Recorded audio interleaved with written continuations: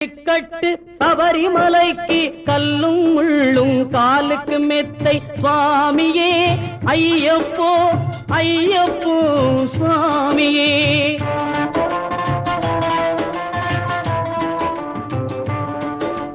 நெய்யபிஷேகம் சுவாமிக்கே, கற்பூர தீபம் சுவாமிக்கே, ஐயப்பன்மார்களும் கூறிக்கொண்டு ஐயனை நாடி சென்றிடுவார், சபரிமலைக்கு சென்றிடுவார் சுவாமியே ஐயப்போ ஐயப்போ சுவாமியே.